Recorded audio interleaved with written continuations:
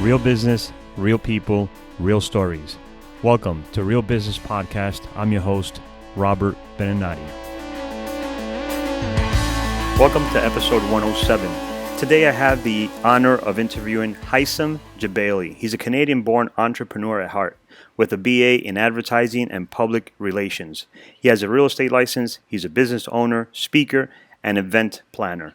He is CEO and founder of I'm In Events, I'm In Fitness, the Orlando networking event, and the largest black and white weekend for charity and wellness event in Orlando, Florida. His resume is too long to list, so let's listen. Heissam Jebailey. Yep. I'm in. Are you? I'm in. Always. Always. Good to know. Good to see you in person, too. Finally. I've seen you in social media. I've seen you, all the pictures of all your events. You're the master of events. You've been successful at it. It's been what now? Going on 11 years professionally, probably 20 years, 2 decades worth of bringing people together and having a good time, but professionally and for the community and for charity, 11 years, going on 11 years now. That's the black and white event. And then you do some monthly events as well? Yes, I've been doing events called Orlando Networking Event. Did an event on Victory Casino Cruise Line. I've done a beach event every year. I originally was doing like 17 events, but I've narrowed them down to 7 like really, really big ones involving as many people as possible. And I feel like I've streamlined it. But really the biggest one that has majority of my focus is Black and White Weekend. That's your baby. Yep. All right. So before we get into all that, tell the listeners a little bit of who you are. Sure. And where you're from and a little bit of what you do, and then we'll get into it. Sounds good. Heissam Jebailey. I was born in Canada. My mom and dad are both Lebanese from Lebanon. I was born in Canada. I lived there till I was 5, and then I moved to Orlando, Florida for business and for the weather. That's why my family came here. And I've been here over 35 years. So I've seen everything from going to grade school and high school and graduating from UCF, Go Knights, in the year 2000 to seeing Orlando, Florida just flourish into what it is today. And I know with everything going on, it's going to bounce back again bigger than and better than ever before. I graduated from UCF with an ad PR degree. I got my start in the newspaper business. I used to own and operate the Central Florida Future, a school newspaper that was an independent for-profit company, but basically was seen as the biggest paper on the UCF campus. And I did that for 10 years. I had a business partner who's still my business partner today. His name's Brian Linden. But when I got out of that business, I ventured into the franchise business. I used to own Menchie's Frozen Yogurt in Winter Park for 3 years. I've done public speaking. I got my real estate license in January of 2014. And been doing the events since 2010.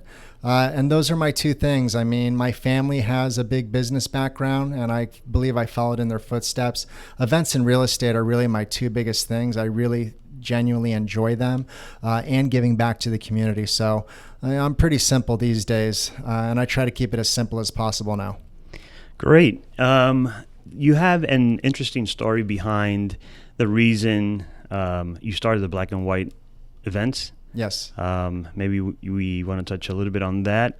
And your slogan, your brand, I'm In. These are 2 interesting stories you have, and I would like for you to share that. Sure.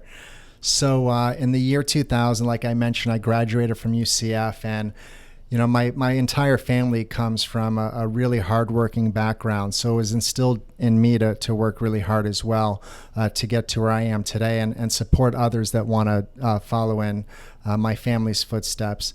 And, kudos to my family for that. But man, when I was younger, I really, believe it or not, wasn't taking care of myself. At 22 years old, back then, I felt like I was invincible. And I was so focused on working so hard that within 6 months of graduating, I basically worked my way into my deathbed. I was in the ORMC hospital beds in ICU.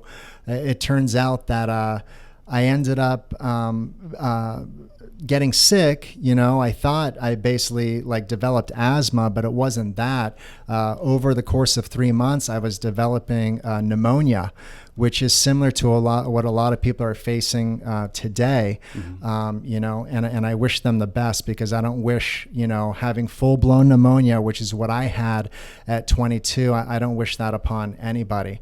And a lot has changed in 20 years. I'm in the best shape of my life now, but back then, not so much. I worked really hard. I wasn't drinking water. I wasn't sleeping well. I wasn't eating right.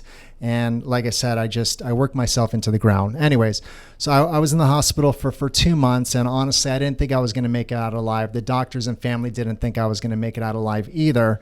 I went through 15 oral surgeries. Eventually, I went through one major surgery. They couldn't clear the pneumonia through the throat, so they ended up cutting 10 inches out of my back to open me up and clear all the problems that way. I truly believe I'm still a walking miracle, but God kept me here for one of many reasons. The main reason is to not worry and stress as much, share other people my story so they don't stress and worry as much. And at the same time, I developed this habit of wanting to put together events and bring people together, show them the time of their life, so that they can benefit from just appreciating life. Like after I survived, it literally took me 10 years to overcome this illness fully, right? So in 2010, that's when I started the Black and White Party. Black and White Weekend wouldn't be where it is today if I didn't end up in that hospital bed 20 years ago. And I'm just blessed to still be here. And I have a different outlook on life than most, because I don't know about you, Robert, but when you're tested and life is almost taken away from you, you really appreciate it more than ever. And with the pandemic going on now, even though some people are with life-threatening illnesses, but there's still a majority of people that are not. So whether they've been on their deathbed or not, I think even now I'm still teaching and preaching, live your life to the fullest, make the best of every day. Because every day I wake up and I look in the mirror and I turn around and I see that scar on my back. It reminds me why I'm still here and why I'm doing what I'm doing. And it's for the business, it's for the community, and it's for everyone like yourself to have a good time and stop and smell the roses. Awesome story. You said something very that I wrote down here: stress. I'm a big believer of stress, of peace. I think stress is a silent killer that works from the inside out, and we don't even know it. Right. So you started the Black and White event mostly to appreciate life. Yes. To bring your family, your friends together to enjoy life. Absolutely. Then it turned out to be something else. Mm-hmm. And there's someone or something that benefits from these events. Yes. Who's that? I've always been a fan of giving back to the community. So after the first Black and White Party that had about 100 people and 10 people stayed the night at the Rosen Plaza, 11 years later, we're pushing nearly 1,000 people and 150 people that want to stay the night and celebrate the whole weekend. But the first year became year 2. And then in year 3, I came across 3 wonderful ladies that represent an organization, a small charity based out of Winter Park, Florida, called Base Camp Children's Cancer Foundation. So from years 3 through now, coming up, towards the end of this year now, we'll talk about more of that later. Mm-hmm. I'm still with them. I'm still raising money for them, not just through myself, but through the committee and everyone that attends the Black and White Weekend. And they're based out of Winter Park. And basically what they do is, again, smaller organization where I know when I cut them a check every week, every month, and at the end of every event, that money specifically is going to help pay for the programming for the kids that are currently battling cancer in the hospitals within Central Florida. And my goal is to put a smile on their face. Okay. So many organizations raise millions of dollars for, research. Mm-hmm. But one thing that I'm grateful for, and I think one of the factors that saved me 20 years ago, was my family and friends checking up on me and bringing a smile to my face whenever they could. So 11 years later, I'm still bringing smiles to these kids' faces that are anywhere from the ages of 3 to 17 years old that may not realize that they potentially could be on their deathbed like I realized I was. So the quicker we can help save them by putting a smile on their face and getting them to, enjoy as best as they can their time in the hospital, I think they have a greater chance of survival than waiting for research, but every little bit helps. Yeah, that's awesome. Like you said, you have these big companies doing millions for research, and I think you attack the other side going back to stress. It's a part of the attitude. You could have a bad illness or even cancer, but it's the attitude you approach that illness with. Correct. And a lot of people even die before they actually die. They die just because of the attitude. As soon as they hear the news, yeah, I know. Instead of fighting it and having a great attitude, they start building all this stress, which again just attacks all these internal organs, the mind, and so forth. So what you're doing is you're trying to alleviate that sadness and change their energy and their attitude. Right. And I used to do that just over the course of a weekend, but now it's come to the point where we're doing it across an entire year. And by the end of this year, we will have approached having raised six figures, nearly $100,000 for these kids battling cancer. Not bad for a small local charity event. I salute you for that. Thank you. Now, talking about stress and all this, what does your morning look like? What does your routine look like? What are you doing? I know, and we could talk about this now, I'm in fitness. Yes. So is that part of your routine? Is this part of your lifestyle? Yeah. So there's I'm in events, there's I'm in real estate, and then what you just mentioned, I'm in fitness. I'm really big into fitness now. A lot of my family members are into it. My sister, who lives in Dubai, she's one of the top fitness instructors over there. So I kind of feed off of her, but it's all about the partnerships, in life in general. And I've managed to partner with a local CrossFit gym, Uncanny Fitness. I've partnered with a personal trainer who runs House of Sweat Orlando. And I've partnered with a professional nutritionist with Letter Nutrition and Fitness. So those three groups combined really motivate me to push my body and my limits and also take care of myself internally. So to answer your question, I get up roughly for me like 7:30 in the morning every day, and I do this routine of taking a bunch of supplements, having a really great breakfast, and I do that 3 times out of every day, drinking tons of water. I get my workouts out, I get my nutrition out, and then I basically hit the computer, social media, emails, phone calls, texting, you name it, whatever it takes to get the word out about the business. And then I'm always fielding calls and supporting my sponsors and supporting the entertainers, supporting the ticket holders. I mean, that alone is a full-time job, constantly working on being the best I can be, both internally and externally. So the fitness thing, I've come and gone over the last 20 years, but I'm 42 now, and I do feel like I'm in the best shape of my life because of consistency. And that's the one thing I learned in the last year that I didn't learn the 19 years prior is health and wellness. I'm not a big firm believer of the word diet. I feel like diet is temporary, but I am a huge fan of the word lifestyle, healthy lifestyle. So watching what you eat, watching what you drink, watching who you interact with, and basically keeping the mind and body in as best shape as it can. And you're going to have the opportunity to live a long, prosperous life. And even if any bacteria or virus attacks you, it's all about survival, and the fittest for the most part are the ones that come out on top. So I'm a big fan of health and wellness, and I'm in fitness basically helps support anyone that wants to be a part of that journey. Great. So your routine is mainly around again, it's not a diet, it's a lifestyle. Yes. Workout. Do you do any meditation, any gratitude, any journaling? This has been big in the last maybe 8 years that I've gone back, and some people I follow. It's been there longer, but it was kind of a secret, right? But this is very common now. A lot of successful people doing all this gratitude journaling. Do you do any of that or some form of it? I'm smiling because I look at you and I know you're doing it and you're looking great because of it. I'm also smiling because I'll be honest with you, I haven't touched on that aspect yet. That's a whole nother ball game, but I agree with you 110%.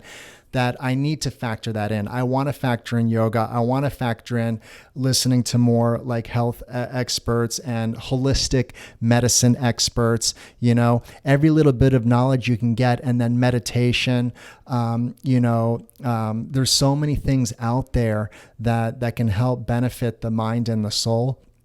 I haven't gotten to that point yet, but I'm at the point now where I could start that at any time. And now that we're speaking here with Real Business, I think I'm going to get on that. You're going to get on that. Here. Great. So one thing I share with meditation is I try to break down that misconception that meditation is sitting down like a Buddha for an hour. That's what a lot of people think. That's what people think. And the way I explain it in fifth grade language is you can meditate all day, okay? So the morning routine of sitting down, it could be 5 minutes, 10 minutes, 15 minutes. It's kind of a visualization of how your life or how your day is going to be, right? Mm-hmm.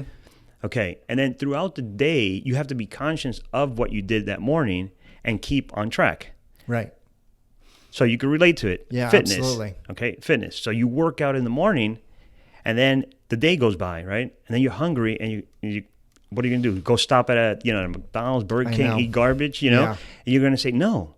I mean, I just worked out this morning. Mm-hmm. Let me try to keep my eating clean. So that is a form of meditation. So what you did in the morning, you translate throughout the day. That's awesome. Yeah. Okay? And I think keeping a journal helps as well. Like with my nutrition, I have a plan that's laid out for the day, for the week, and for the month. And I started the nutrition journey a month and almost a week ago, and I've been on point ever since. And that's another thing that I try to encourage myself and other people to do is have a journal and have a game plan, because before this whole pandemic started, for example, we're driving all over the place and we're having all these sorts of meetings, but now we really get a chance to stay at home and really reevaluate our businesses, our personal life, our families, our friendships, and things of that nature, and learn and grow more, internally to see really what is life really all about? What are my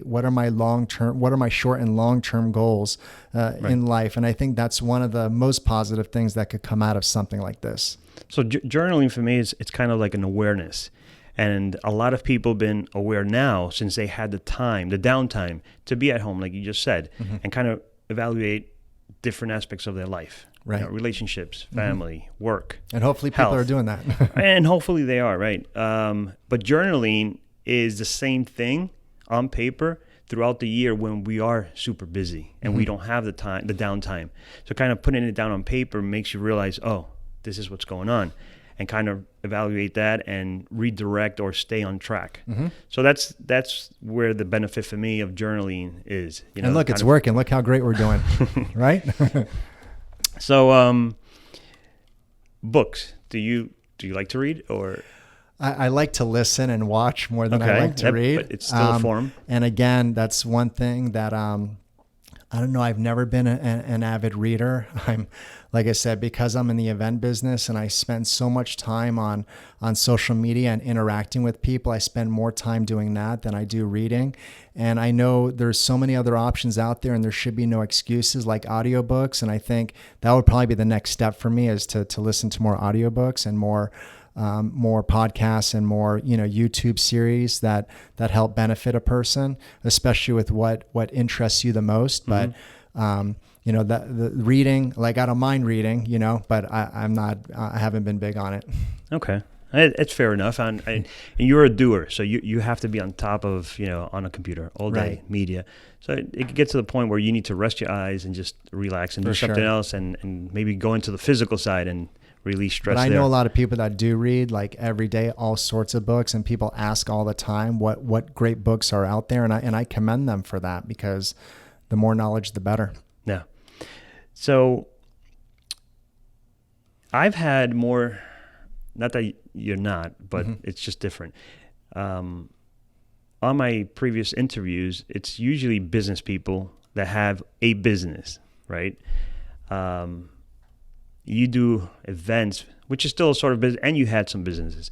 So, but I want to keep it in the event side versus the other businesses you had, like the newspaper and Menchie's and that.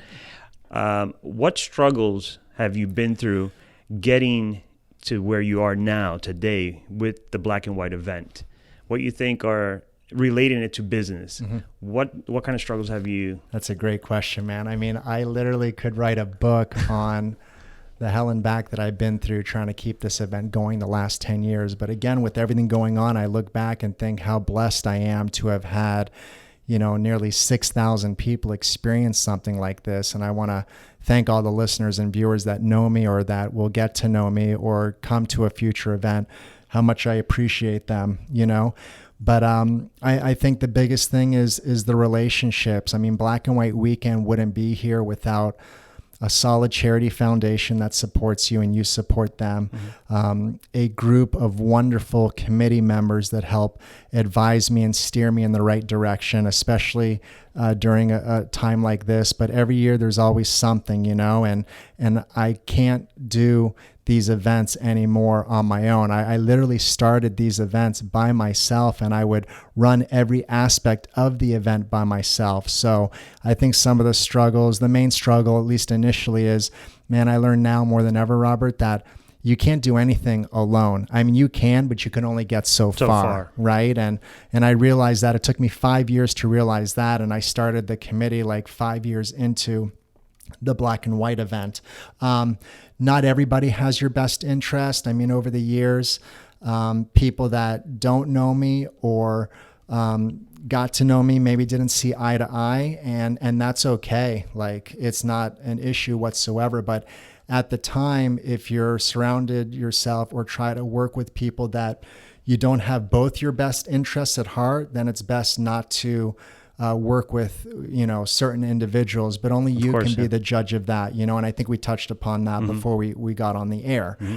The third thing is anything that can go wrong will go wrong in business and in life. And when something does go wrong, you really need to pause for a moment, take a big breath and look at the issue at hand and figure out what is the quickest, safest, best way to resolve the issue. Right now, a lot of businesses are struggling, for example, and a lot of people that can no longer do events like myself, may be struggling, and my thing is, okay, this is a problem. How do we solve it? Well, we each got to do our best to apply for every little bit of help that we can, whether it's through family or friends or through, online means. So that's another thing is when you have a problem, figure out what's the best way to solve it. I have a question. Sure. And I think you're the first person to ask this. Okay. From a scale of 1 to 10, where do you think your ego is at? So if you ask me this question, the first 5 years, and I have a reason for this, okay. And I just because you said something in your story, so go ahead. Okay, I would say from a scale of 1 to 10, 10 being the highest, my ego years 1 through 5 of, let's say, the black and white event from 30 to 35 years old, I'd say my ego was at an 8. No lie. The last 5 years, my ego is at 1, maybe 2. Okay, and that's what I thought. Now that it's probably down there. Because you said something that there's a book called Ego is the Enemy. Okay. By Ryan Holiday. He's a Stoic. I don't know if you know about Stoicism and Stoic. Anyway, it's called Ego is the Enemy. And you just said something about asking for help. And a lot of businesses, a lot of people, business owners actually fail and run their business to the ground because of ego, because lack of wanting to ask for help. You're absolutely right. They think it makes them weak. One thing, Robert, real quick, my father and my brother and myself have believed and stated in is, and no offense to anyone or anything whatsoever, but there's two types of business people. There's the smart and not so smart. The smart knows when to separate their ego and their emotions from a smart business decision, right? And lets things run into the ground. And then there's those that are business savvy and separate emotional from professional and realize when something needs to change or when they need to ask for help. So I'm smiling again because I was worried for a moment, but I'm glad we're on the same page. Yeah. Okay. Good. I said I hope he doesn't get scared with this question. Of course not. No, nothing scares me anymore. Really. Good. If you had the opportunity of writing on a billboard right here on Sand Lake, let's say, something about what it takes to be successful, what would you write? It would say, I'm in to being honest, hardworking, and supportive. Honest, hardworking, and supportive. Good, like that. So where do you see the black and white event going to? It's been growing for right. 11 years, right? But is there something more that you see down the road? Believe it or not, I get that question asked a lot. What it took myself and the committee and charity to get to the last 10 years to make it to year 11. I'm just happy and grateful that we made it this far. And to be honest with you, where do I see it going or growing or getting to? I'm honestly would just be so happy and grateful to be able to maintain what we've achieved the last 10 years for another 10 years. I'm taking it 1 year at a time. We've capped out at 1,000 people and 150 hotel rooms. And man, if we can get to that amount every single year consistently, I'd be forever grateful, because the 1,000 people we do bring are really the best of the best with great heart and souls, and all with the same purpose: to have a good time, support each other, and support Basecamp Children's Cancer Foundation. It's always has been and always will be a win-win situation for everybody, that event. And I take great pride in it. Are you thinking of or have thought of taking this to other cities, Tampa, Miami, Jacksonville, maybe other cities, and making more of these throughout the year? I have, and it's really possible, but it wouldn't be from my end, because if people truly saw and understood and realized what it takes to put on one, it's not to say that it would be impossible to put on more, but I could head it up and support someone else that wanted to bring it to their own city, but it most likely wouldn't come from me. So finding an ambassador and finding them in other cities. That's the only way I would see it growing. But again, I'm just so happy to be where I am now. And if I can keep it going here in Central Florida, I'll be happy. Okay. And going back to one thing, it's the I'm in story. Yeah. Where'd you get that from? So the first 10 years when I was running the newspaper, I was known as Press On Events. And then 8 years ago today, when the event business really started taking off, and I was supporting the charity more than ever, and I had a really great committee to support me, it's about a light bulb going off, and a light bulb has gone off in my head, 3 major times in my life. And the third time was when I came up with I'm In. So long story short, my best friend of 30 plus years, his name's Alex Mesdak, still my best friend today, an amazing real estate attorney, I'll have to introduce you, and a big supporter of Black and White Weekend through his title company. Basically, we grew up together, so I'd be the one to make all the plans, and I'd be the one to ask him, hey, Alex, are you in or you're not? And it came to a point where he could never make up his mind and decide right away. So one day at my parents' house, as I was exiting on the phone with him, I said, Alex, look, this is the last time I'm going to let you cancel an outing of you and I hanging out, right? So going forward, let me make it simple for you. I'm going to ask you if you want to do something. All you got to say is I'm in or not. Right. And then, man, Robert, that light bulb went off. And then once I got off the phone, I got on social media, changed my name across the board, changed the company from Press On Events to I'm In Events, and the rest is history. I love it. It's simple, but yet concise and effective. right to the point. And annoying, depending how you look at it. But you know what? Annoying gets attention and gets an audience and gets support. Hey, you're not going to please everybody. Right. You know, that's one lesson in life you got to learn quick. For sure. And early on. For sure. You're not going to please everyone. And I tried to do that in the beginning. Like I said, I've changed and evolved so much, but that's one of the things that I now know more than ever. If you have 1,000 supporters and 2 non-supporters, I'll take the 1,000 supporters any day. Yeah. You mentioned you're in real estate as well. Yes. Let's change a little bit here. Sure. Are you fully active? So I got my real estate license in January of 2014. So I've had it for 6 years. Mm-hmm. And I started off in residential. And, you know, I did well at it. I really enjoyed it. I can still help anyone, you know, buy or sell a home, because I've done it multiple times, and it's easy for me because I have a family background of real estate and commercial agents. But one thing I realized a year ago, which I kind of wish I realized and took advantage of 6 years ago before I got into real estate, is that I've recently developed a major passion for commercial real estate. My entire family is into commercial real estate. They own commercial properties or commercial lands or industrial lands, you know, and I have so many connections through the event business that have their own businesses. And I'm thinking to myself, I should really delve into this. So I've teamed up with a commercial agent, RK Commercial, Richard Kurban, who's a good friend of mine and a good friend of the family. And we basically help buy and sell businesses or find office space or retail space for individuals that want it. And that's the unique thing with my license, is because I have so many connections and contacts, I can help anyone, anywhere, at any time, utilizing all the amounts of people that I know in real estate. So even if I'm not doing it myself, I have a separate teams of people, depending on what the individual's needs are, to help them, you know, achieve their dream or buy their house or start their business or move their business to another location. So I think for the next couple of years, I'm going to focus more on the commercial than I am the residential side. And again, you know, I thought at one point that, because you've been in real estate for a long, long time with 365 Realty, you know, and I commend you for that. Anyone that's full-time in real estate, I commend them, because like anything, it's not hard and you have to go after for what you want. For me, like, I'm just so used to being in events and I've become accustomed to being good at it.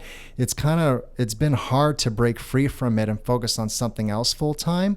But I'm happy with doing events and real estate part-time. But one thing I'll tell the listeners and the viewers is, if you want to be successful at anything, you really got to put full-time effort into it. Yeah, we mentioned this over and over on the podcast here about 100%, giving 100%, and for some people not having plan B.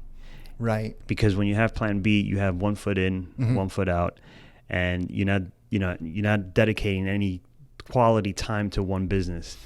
And I'm that type of person. I'm, type just plan A. I have to do it 100%, until I realize, okay, it's not going to work, or there's a different way of making it happen.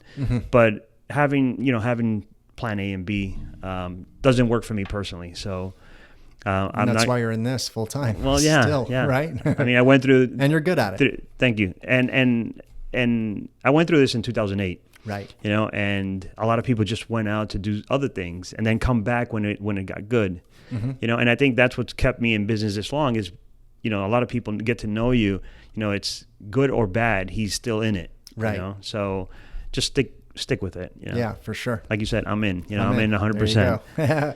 You're in it too. Yeah. That's awesome.